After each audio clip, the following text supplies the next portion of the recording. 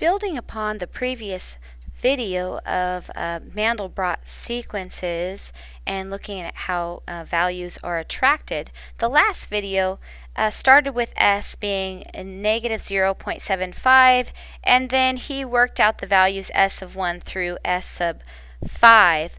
What I want to do is just show a visual representation of what's going on. So if we start at S of negative, here I have a little number line. Here's 0, here's negative 1, and all the other values according in between.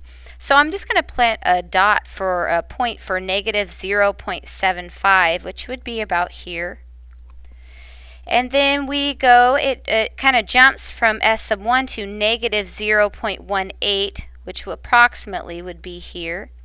And then it jumps to negative 0.71, about here, and then to negative 0.23, about here, and then negative 0.69, and then negative 0.26, and then it jumps to negative 0.67, negative 0.29, negative 0.66, negative 0.3, negative 0.65, negative 0.32, negative 0.64, negative 0.33, negative 0.640, negative 0.33, negative 0.63, negative 0.34, negative 0.62, negative 0.35, negative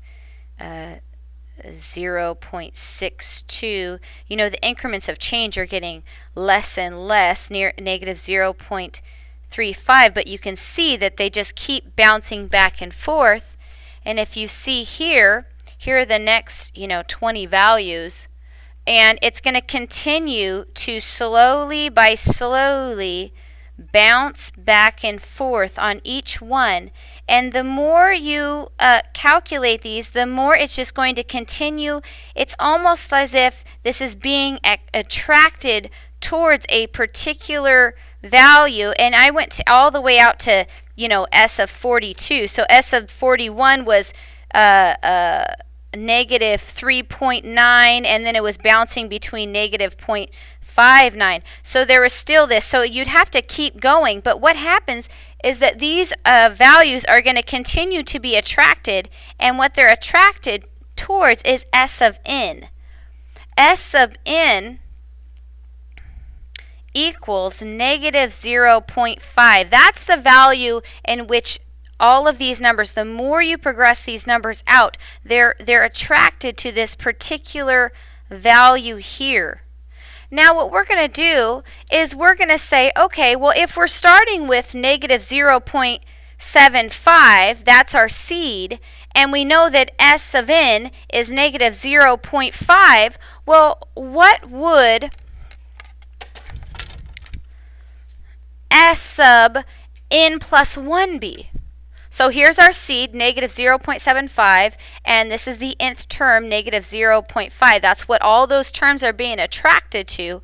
We need to find the term after the nth term. That's what this plus 1 means, the term after the nth term. So to determine that, if we wanted to figure out what S sub n plus 1 is, we're just going to do the same process we were doing before in the previous video.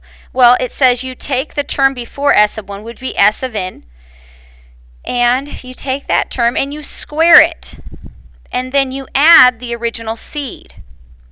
So if we're going to figure out what S sub n plus 1 is, we're going to take the nth term, negative 0.5, and we're going to square that and then add the original seed, which is negative 0.75. Well, order of operations tells us we have to do this exponent first, so I'm going to rewrite this right here. And that equals 0.25. plus a negative 0.75, and when I do that, what I end up finding is that the term after S sub the nth term ends up being negative 0.5, the same thing, because those values on the nth scale are attracted to the same thing. So the term after would be the same as the nth term, negative 0.5.